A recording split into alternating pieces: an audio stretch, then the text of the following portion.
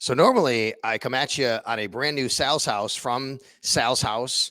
It is a kind of a virtual background of my actual house or something to that similar effect. Today, different kind of house. Now we do take Sal's house on the road a lot, but how about this? I am right outside the Buffalo Bills media room, and then literally about, I'd say, less than 100 yards out this way is the Bills practice field. I'm kind of attached to the Bills field house. That's where rookie minicamp is happening. And full disclosure here, we're going to record this episode on the day that rookie minicamp starts. So we'll try to make sure that's topical and timely for everybody. But that's why I'm down here at One Bills Drive, and want to say thank you very much to my guest, Christine Lisi, who's going to be joining me here in a minute. Got a fantastic episode, but we're going to be talking a lot about the Buffalo Bills, of course, and her fandom for the Bills and her journey to ESPN. Before we get to that, though, of course, just want to thank so many great sponsors here on Sal's house, been with me for a long time. Sports City Pizza Pub, 1407 Niagara Street, a great spot to go to on the west side to, pizza, wings, all the great drinks, and they have a great kind of menu. And not only that, but all the TVs to watch, whether it's NBA playoffs, Major League Baseball going on right now, NHL playoffs. We got NFL coming up, obviously, in a couple of months, and all the great TVs and great spots, I should say, to watch on any TV you want in the entire venue. And then on top of that, they have every second Tuesday pups on the patio. That's right. Go over to Sports City Pizza Pub and say hi to the pups. They do a great job of promoting it with the local animal shelters and pups on the patio. So go on out to Sports City Pizza Pub, 1407 Niagara Street. And don't forget about their golf tournament. They got a golf tournament coming up. It's right there, the Sports City Golf Classic, Monday, September 22nd. You can register, be a part of it. Go to app.eventcaddy.com/event/Sports City Golf Classic. Watch it on the screen right there. You'll see. And I've been tweeting out the link as well. So that's Sports City Pizza Pub. And of course, TSC Buffalo, tscbuffalo.com for all your memorabilia, your private signings, your public signings. They're doing a great job. They were a big part of the Micah Hyde charity softball game that I was a part of as well. And we had a great turnout for that. And man, they have so many awesome memorabilia, pictures, and a lot of events going on all the time at TSC Buffalo and tscbuffalo.com. Check them out. We're also doing some giveaways here on some of the Sal's House programs we do.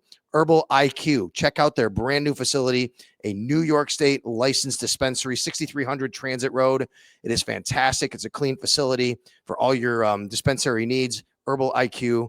One more time, a New York State licensed dispensary, Herbal IQ, 6300 Transit Road in Depew. Okay, so my next guest, been listening to her for a long time, and a very familiar voice. And I didn't realize till probably a few years ago, she's a Buffalo Bills fan. And I think a Buffalo Sabres fan, too. We're going to talk about that. Christine Lisi of ESPN, you know her from doing updates on ESPN and many other ESPN platforms, joins me right now on Sal's House. So, Christine, thank you so much for coming on board today and being a part of the program.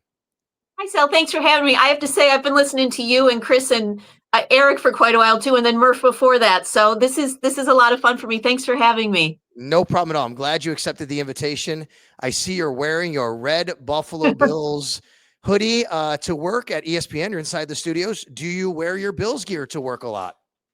On Fridays, I do. I alternate between like Bills stuff and Sabres stuff. And then I went to Geneseo, so I wear Geneseo stuff too. So that's my Friday, like dress down day or casual Friday, whatever you want to call it. That's kind of when I bring in my sports fandom. And Kevin Connor's a big Bills fan as well. Yeah. I know you're one of your colleagues there.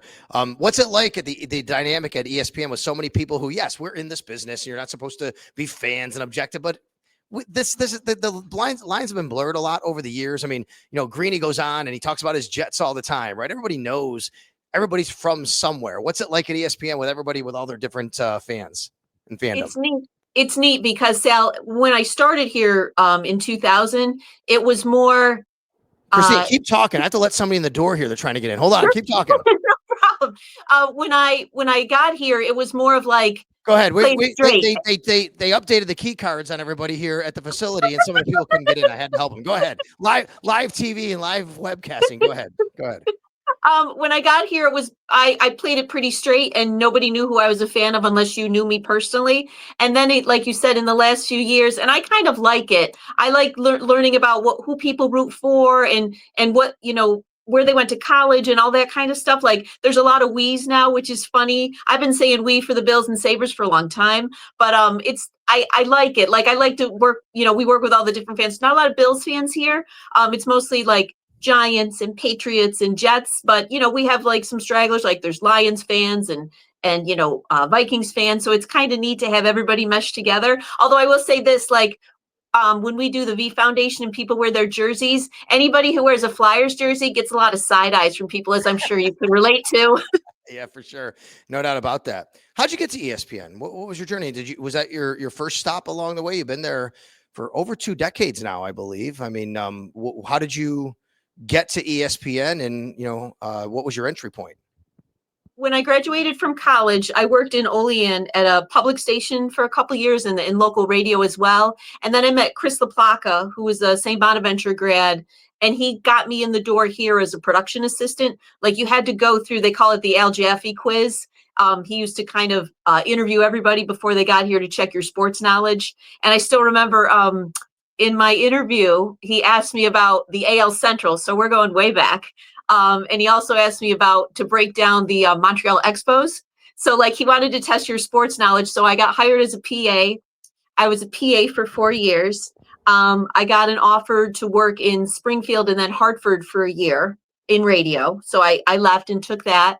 And then I came back when I was still working in Hartford. I started working here part-time for a few years. And then they brought me in full time, and I've kind of been on this journey here since. I'm lucky to be here all this time. I think people know your voice mostly from updates, anchoring, right? I mean, you're so great at what you do when you give updates, and I remember before, really pre-internet, I guess, you'd say the way it is at least now. I mean, you'd have to be listening for that to always get the score of the night before, right?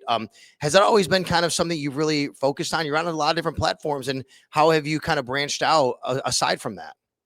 I like the news part and the information part. Like that's kind of who I've always been, like an anchor. Because I think, I always find that important because I know that opinions and all that other stuff, people like that too. But I always like to think like if you listen to us, whether it's me or any of the other anchors, you're going to get, whether it's a minute or 2 minutes, you're going to get the most important things that you need to know that day that you might not get during the shows. And then I've been able to have opportunities to, like, I voice over the billboards for Sports Center on TV, which is which is neat. And then my boss has recently had me do studio remote hosting. I did college basketball. I'm now on baseball. And then in 2016, I got to do studio remote for World Cup of Hockey. And I'm a huge hockey fan. So that was like a big thrill for me. And just whatever they asked me to do, I'm nervous because it's new, but I'm always willing to try and see what else I can do. One of the things that I always say to young people who want to get in this business is be as available as you can. Mm-hmm. You don't have to be great at everything, but you need to be willing to do it, right? I mean, is that kind of from your standpoint of where you come from too? Yeah, I always tell, like, I have a lot of college kids or people who are getting ready to graduate from college. Like, what is your advice? And I'm like, just learn how to do everything. Yeah. Right? Like, right. Learn how to write, learn how to, like, just if you want to anchor, practice anchoring, like learn how to produce and edit, like all these little things, because there's so many, everything's always changing. And I think, like you said, Sal, like the more that you can do, you don't have to be perfect at everything, but be willing to try too, as well. Yeah, no doubt. I agree with that 100%. On those lines, doing everything has kind of changed as well, right? Because we live in a different space now than we did in 2000. And, even 15 years ago, much less, 20, 25 years ago. For you, how has that changed? How has this medium changed with internet, podcasting, video casting, having a camera on you when you're on radio, having to write, doing all of that stuff? Yeah. It's been, I guess whatever comes at me, I just try to do to the best that I can, if that makes any sense. Like, Sure. Hey, can you do this? Can you do that? Like, somebody will come and hand me a script like, hey, we got an NBA remote tonight. Can you read this? Can you do this feature for us? Just like the TV people side, like they did something with the PLL, the new lacrosse league, and they're doing a feature film. Like, can you voice over this stuff? And I just think like everything has really changed. Like, I think sometimes like the one thing is like some people, instead of wanting to get it right, they want to get it first. Yes. And I think it's important to remember that, you want to get it right as well. Like that's one thing that I always try, like somebody might see something on Twitter or wherever. And like, you know what, we got a great news desk here of people who check sources. Yeah. and just make sure that everything is good before we go for it. And I think that's an important thing to, because once It's it's a out there, great it's out point. there, and you don't Yeah. want to be wrong, right? I No. don't. No, it's a And great like, point. In fact, my boss here at WGR, who's been in radio for a long time, Alan mhm, Davis is his name. And, Alan's been in a lot of our markets. He was actually Colin Coward's first program director in Portland. okay, And good, Alan now, he's my program director. And he always says that to me. He says, Sal, it's way more important to be right than it is to be first. Right. He says, if you put something out there, it's great if you're the first person to report it. But if you're wrong, like that sticks with you, right, for a long time. right? Just make sure you're right. You don't have to be first. Just make sure you're right when you do it. And I agree with that. And I think in this day and age, I know you're the worldwide leader and you have insiders. That's their job, right? To be first. I Sure. totally get that. But Mhm. someone's going to have it first anyway now because information just flows so quickly that if you're trying too hard to do that, I think you could misstep. And I think that's not where you want to go. Yeah, and if you remember, like with Aaron Judge, that was such a huge deal when he was going Yes. to decide whether he was going back to the Yankees or Toronto or the Dodgers or wherever, and like there was a mistake made there. And like I think that, and I'm not blaming anybody, but like Right. anything, like whether it was, remember when Antonio Brown was going to come to the Bills, and I Yes. just think that like I would rather be like, my updates are every half hour. I would rather wait until 2 o'clock to have something right than get it at 1:30 and might not have it be right, because people might not know that it was somebody else reporting it. I'm the one who said it. That's And I right. don't want to be wrong. And I don't want to have that reflect badly on me. Christine Lisi joining me here on Sal's House. You can follow her on Twitter, by the way, at ESPN Christine. It's real easy right there. So make sure you do that. You can follow her. She's a huge Bills fan, Sabres fan as well. I want to talk about your Bills fandom. Was that something kind of your whole life? Did you grow up a Bills fan? Is it family fandom? How did this happen? Yeah, it is. It is family. I remember we went to I went to my first game when I was about 7, and it was my mom, my dad, my brother, and I, and it was against the Jets, and I can still remember that game. And then like before that, like my parents, when they were dating, before they were married, they would go to the rock pile. Yeah. I think that's where it was, War Memorial, Yes. and they Yes. would go to Bills games. So they passed that down to us, and I remember Bills game day, like now, it's like an event. Like my dad, we would have the pregame on Van Miller, Stan Barron, and there was another gentleman, but I can't remember his name. And we would have them on all day because my dad didn't want to listen to the TV people. He wanted Yes. to hear Van. So we listened. And then when I was little, the Bills weren't good. So some of the games Right. didn't sell out.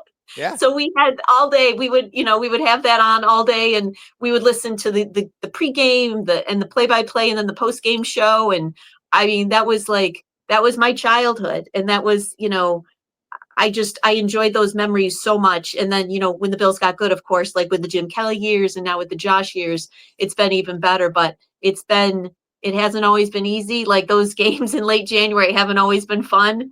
But it's been quite a ride, especially the last few years. Yeah, I remember sitting in the stands as a college kid coming back on a Greyhound bus from Syracuse, and Mhm. I'm listening to Van and I'm listening to John Yes. Murphy, and now I get a chance Yep. to be with him, right, and call a game. And Murph, of course, now no longer doing the games, but Chris Brown Mhm. and Eric Wood, and be on the broadcast. It's just surreal. Buffalo is different. I always say this. It is a different market. People love it's a traditional market. They love their radio voices. They love being really in the fabric of the broadcast, not just watching it on TV from afar. I think that's a part of the experience for Buffalo fans, right? When you grow up in this region, listening to the Bills on the radio is something that people hold dear. It kind of reminds me of back in the day of, people talking about listening to baseball on the radio. Mhm. Yeah, I agree with that. I think, and uh, Buffalo and Western New York, it's such a unique market too. Mhm. Like how close we all are and how everybody matters. And like even like I'll just take it a step further. Like I could be anywhere and we're in this, and somebody's gonna yell "Go Bills" at me. Right. I got You're right. I got my husband doing that. My husband married into the mafia, if you will. And so he sees people. I live in West Hartford, Connecticut. We live in West Hartford, Connecticut, and he sees people in like a jersey, and he'll be like, "Go Bills!" And he's just like, it's just so funny how he's like adopted them too. And then we were on the middle of Route 17 in the middle of nowhere going to see my mom, and we stopped at a rest area to let the dog out. And there was a lady. I have my Josh MVP shirt on, MVP hoodie on, and she's like, "Hey, go Bills!" And they had a huge Bills bumper sticker on their car, and it was just so like what you're saying, Sal, like how Yeah. we're all interconnected, whether it's radio or the fandom. It's just Western New York is so special that way, and I don't think unless you grew up in it or you marry into it, like I don't know if you can understand it, right? Right. I agree with that wholeheartedly. You talked about your first game. What's your last game you've been to, whether it's personal or professional? Oh, Here in Buffalo. in Buffalo, it's been a while. It was a pregame in preseason game in 1997 because I had a Okay. friend from college. He had season tickets back then with another friend from college, and Chuck couldn't go, so I went with Aaron.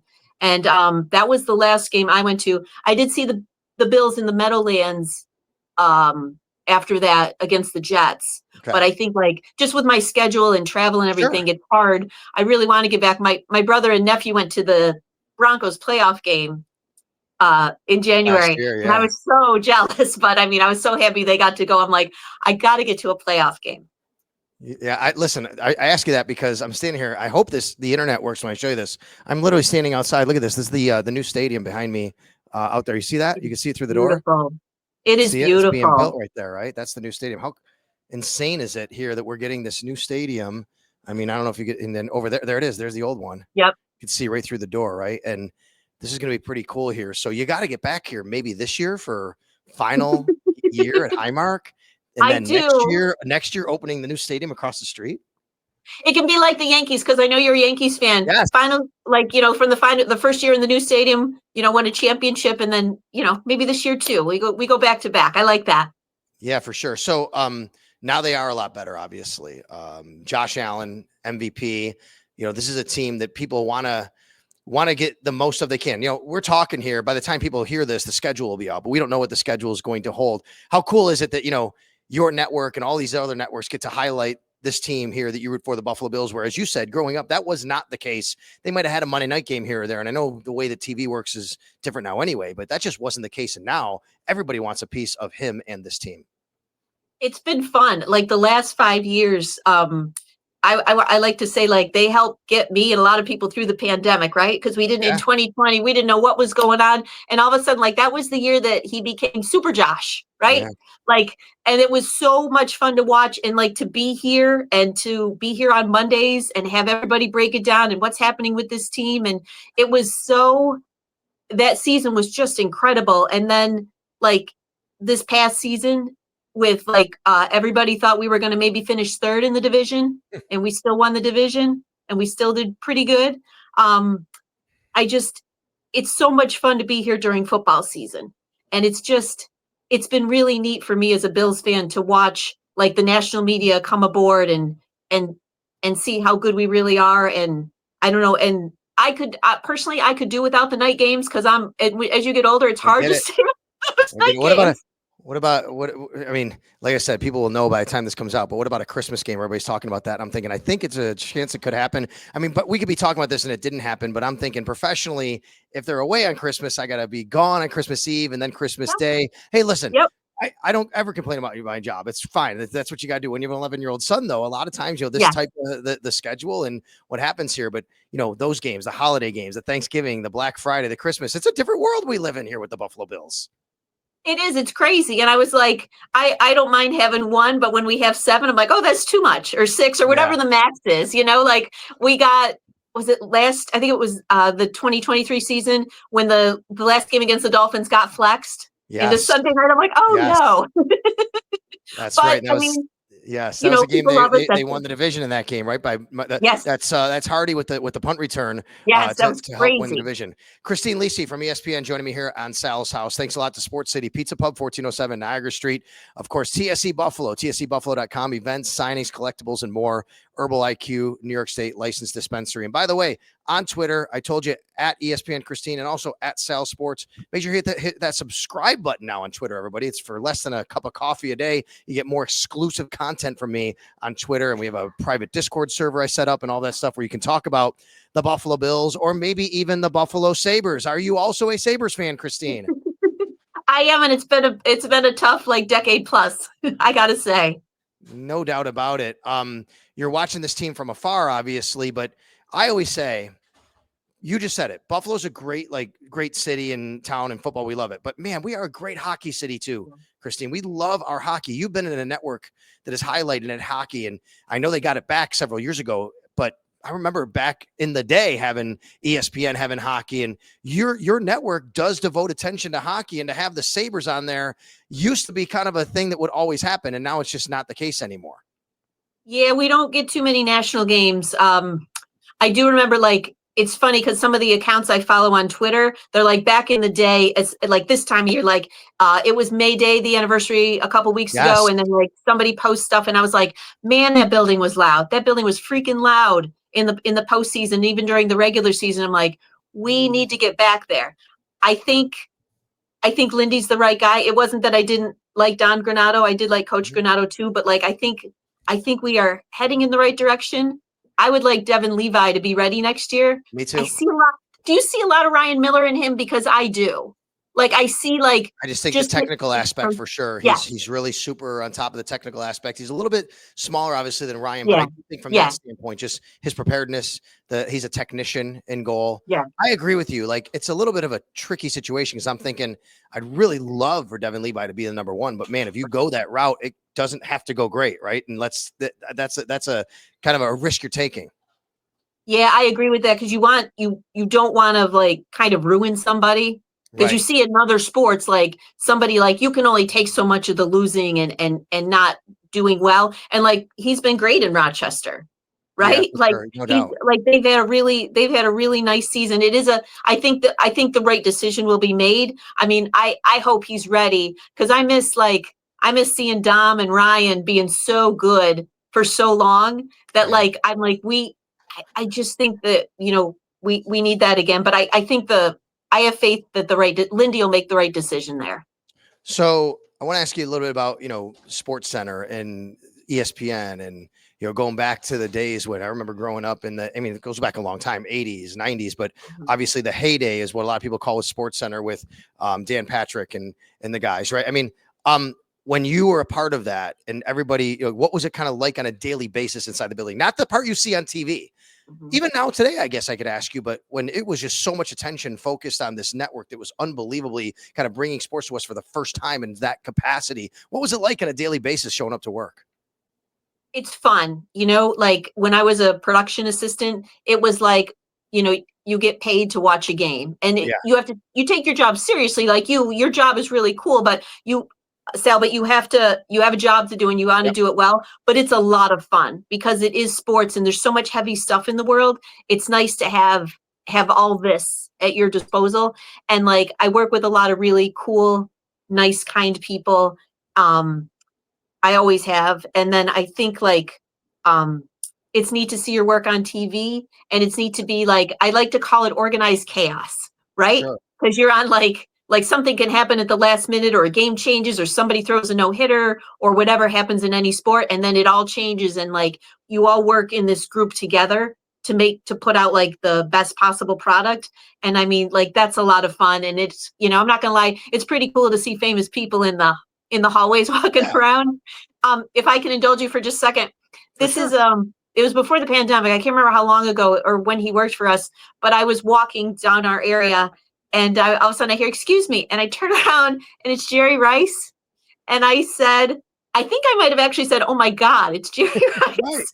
And he was lost and I was trying to help him find his way. But like to see people like that or like Mark Messier or, any of the football people or basketball people we have, like PJ Carlesimo always stops in to say hello. Like, it's really neat. Like when they did the old Sports Center commercials, like this is Sports Center, you would see a lot of that and they were playing off of that. But a lot of it was like, it's just a really neat, fun place to work. It's stress, sure, but it's an awesome place. I can imagine. I remember Dan or Keith, one of them said they were interviewing and when the book came out years ago and he said, look, we're people with regular jobs like a lot of people. It's just the difference is the last hour of our day is on television, right? It's like, it was kind of interesting. I said, that's a really interesting way to put it because you're still dealing with people and you have a work environment, but it's sports. I come in here, I'm in the Bills media room. I will tell you, I say this all the time, Christine, like, me, I'm a positive person. I'm optimistic, outgoing. I'm energetic. There are people who come down here every day and they're kind of miserable. I'm like, do you know what you do for a living?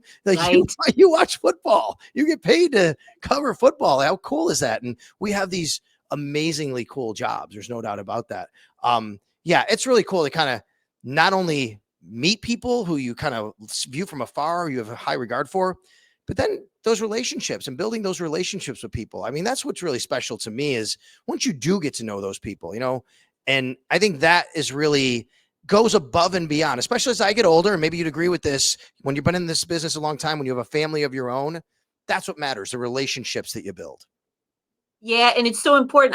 I've had friends. I have friends here that I made when I was a PA, and Yeah. a lot of us are still here. And it's so neat to like reminisce and talk to people. And then like just I've seen like even guys here, like they come here out of college in radio, and like they've gotten married, and now they have Yes. kids, and like or they buy a house. And I was like, it's really neat to have those special relationships with people because you're and you can relate to this, Sal, but because you're so close and the job is stressful. I realize that everybody's job is stressful, but like you get through it.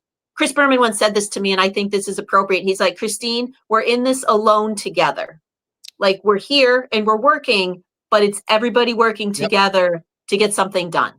You really have to have a good team. I've worked with, thankfully, not a lot of people like this. I've worked with a couple of people I would say are not good teammates, right? And it just makes everybody else's job a lot harder. But now, like I'm so fortunate, I work with at WGR. I'll say I have some great younger producers and people behind the scenes we work with. They're just willing to help out. And if I call and go, hey, I'm at Bill's practice, but they just signed this guy. Can you do a story? They'll throw a story up on the web to help out. That's what matters, right? You're working with people that they know that they're trying to help you make your job better because it makes everybody's life easier.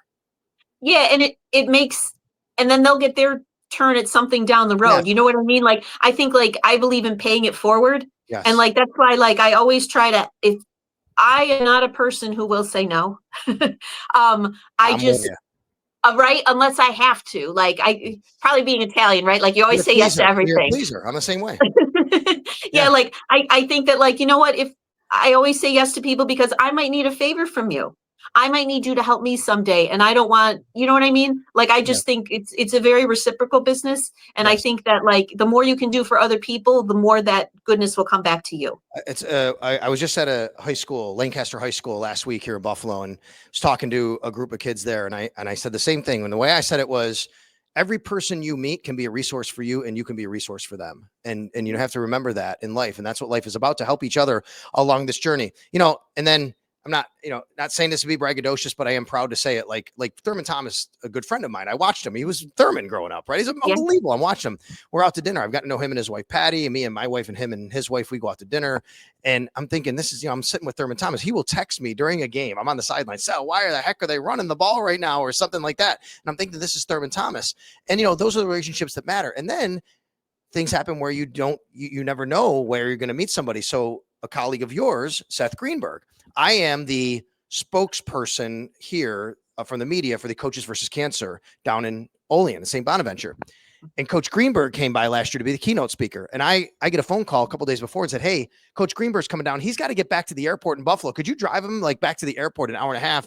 I said, absolutely. We sat in my car. Coach Greenberg and I had the most amazing conversations about life and basketball in my car for an hour and a half drive from Olean to Cheektowaga. He is an awesome dude too. Like that is such a cool story. Like you never know like what's going to be asked of you and then like what you're going to get out of it too. So like you said, when you tell those kids or anybody, like just remember like, we're all in this alone together. So like you might need somebody and then, that's a cool story about Coach Greenberg. Like that's awesome. Yeah. Just if you see him bumping around, just say, hey, I was just on a podcast with Sal Capaccio, the guy from the Coaches versus Cancer that you rode in his car with. He'll remember and you could talk about it. But we had a great time there. Wait, one more thing. By the way, yes. Freddie and Harry and the producer of the show, Shannon, they all said to say hello because I'm using their studio right now. Oh my gosh. So yeah, so those guys are great. Freddie, I love being on with Freddie, right? And then Harry came, he was here for a Bills game, I think last year, a couple of different games. I think he jumped through a table, right? He did. I told him, I'm like, Harry, like, be careful. You're gonna jump through a table. Like, I don't do that. All right. I don't go and jump through a table. You got to be very careful. He played college football with Eric Wood, our color analyst. Yes. So again, the relationships, they truly matter. All right, so you have this great job, you go to work every day, but you have a job. You're an update person, like you said, an anchor, a news anchor. How do you determine? Is that like, do you write your own scripts? Like, give us a behind the scenes little peek about the daily life of Christine Lisi on ESPN and Sports Center and radio. I get in about 2 hours before I do my updates because I want to prepare everything. And I kind of view my job as like the most important things of the day, but looking forward, looking ahead. Um, whether it's like, whatever, a playoff game or the big Yeah. news of the day. So we have, like I said, the great people on the news desk, like they kind of put out these things called hot lists, and they Okay. put out news wires throughout the day. So that's what I rely on for my updates, no matter what it is. And then like I write, like my updates during the day are really short. They're like a minute.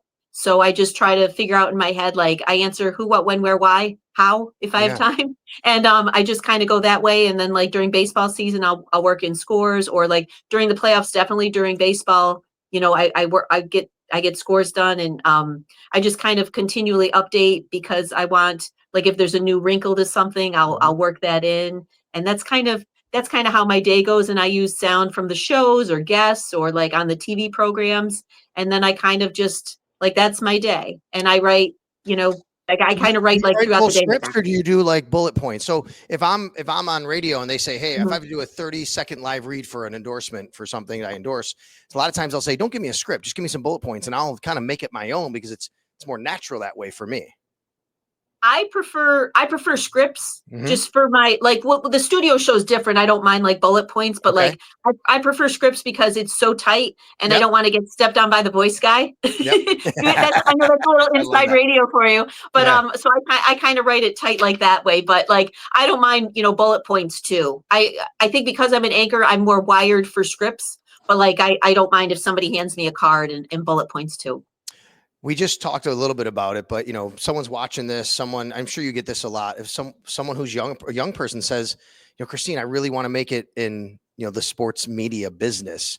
Do you have a couple of things that you turn to give them for advice and say these are the things that I would recommend a person who may be just entering high school or getting out of high school, going to college, thinking about this business, the medium, whether it's radio or TV, anything like that?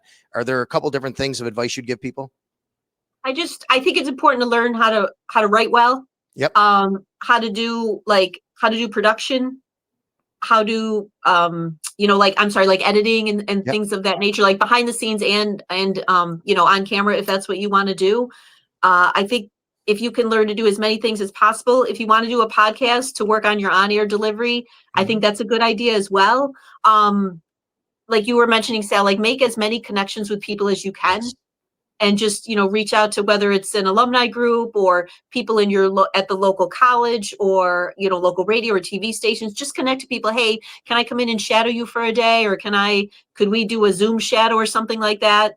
Um i i just think like it's important to be able to do as many things as possible. But I think writing's really important. And I think, like, to be able to edit also, that's important as well. And then practice, like if you want to be on the radio or on TV, record yourself and then Right. listen back and see what you like and what you don't like, and then get other people's opinion on that as well. So growing up, I always thought that I was an older soul because I would listen to sports talk radio in Buffalo when I was in high school, right? And I'm like, okay. Mhm. And I would call Art Wander on WGR radio, who was the tiny tot of the kilowatt, they called him. And I would call him and I would go on and I would literally, back in the day, Christine, we would have the cassette tape. You'd hit play and record at the same time Yes, to, I we don't have remember. digital, right? And I would do that with a microphone held to the speaker as I'm on the phone. And Mhm. then, walking over because of the delay. And then I would go back and listen and I'd air check myself and think, how did I Awesome. sound? Right. I mean, like, and then I would watch Sabres games and I would turn down Ted Darling on TV and I would call the game or something like that. I'd air check myself. Today, on the heels of what you said, there are so many ways to turn on a computer, to turn on a recording device. I tell kids, if you want to be a play-by-play announcer, go to a local high school game, sit in the stands and do it on your own Yep. phone. It doesn't matter. Yep. You can, right? Like you can practice doing, who cares who's listening, who's not listening? Get the reps is what's important. Yeah, I think I like that idea. Like that's awesome. Like that's awesome that you did that as a kid. And I know. I love Ted Darling. I loved RJ too, but like Ted Yes. Darling was like part of my childhood too. But yeah, like that's such a good idea. Like, cause you might think you sound one way and then you listen back and you're like, oh wait, I liked this, I didn't like that. And I Yeah. think like Like, that's a great idea. Like, always practice. And people are always on their phones anyways. They don't know who you're talking to, right? That's right. That's right. Right? Or you could do something like this. You could start your own podcast like this. It's Yeah. very, it's really easy to be able to do, and people could just kind of turn on the camera, and you never know, and just get some reps. And of course, this podcast here, Sal Sports, brought to you by Sports City Pizza Pub, 1407 Niagara Street. Make sure you head down there, and you can watch all the different games, have a great time, pizza, all the drinks. They have a great patio space. Go out there and enjoy it. TSE Buffalo, TSEbuffalo.com for all your signings, memorabilia. Make sure you check them out. Herbal IQ in New York State licensed dispensary. Christine, you are always welcome, on Sal's house, but also in Buffalo. We got to get you here into Orchard Park, back for a game, bring the family down, and you're going to get the treatment down here for sure. I would love that. We, Chris Jenkins, who was kind enough, this is a Yes. long time ago. Somebody heard me talking about my fandom. This is like in 2011. And so they sent me a jersey with my name on it. And I picked 12 because I loved Jim Kelly. Yeah. And so it says Lisi and Kelly. I have that at my house. And then I don't know. I do want to get out there. And I also want to come in for an April Sabres playoff game. I got to do that. Okay, there we go. Too, right? That's what we got to do. We got to get Christine here for a Sabres playoff game. Got to have the Sabres make the playoffs. Want to thank my producer here, Colin Ritchie, doing a great job as always. Christine, thank you so much. You were so kind with all your time here. I'm glad we were able to do this because I know in this business, you never know. I always say, I'm not comparing myself to a doctor, but we're like doctors on call in this business. You never know when news breaks, and our schedules are always changing. So for you to make some time here in your day at the ESPN studio means a lot. Thank you, Sal. Like I said, I've been listening to you for a while, and I always have my headphones on, and I got the XM app, so I'm always listening to the games that aren't on TV, and even if they're on TV, I still got you guys on. So I'm following in the tradition of my dad from when I was young. So you guys do a great job, and I mean, I don't know, go Bills, right? Yeah, tell Freddie and Harry and Coach Greenberg I said hi for sure next time you see them. In the meantime, make sure you're subscribed to Sal Sports on YouTube at Sal Sports. Make sure you're subscribed to me on Twitter. Just go to the Twitter page, go to the profile, hit it. Less than a cup of coffee a month, less than the cost of a cup of coffee a month. You're going to get exclusive content there as well. Christine, thank you so much once again. Thank you to Colin. We'll talk to everybody next time on another edition of Sal's House. Thanks, Sal.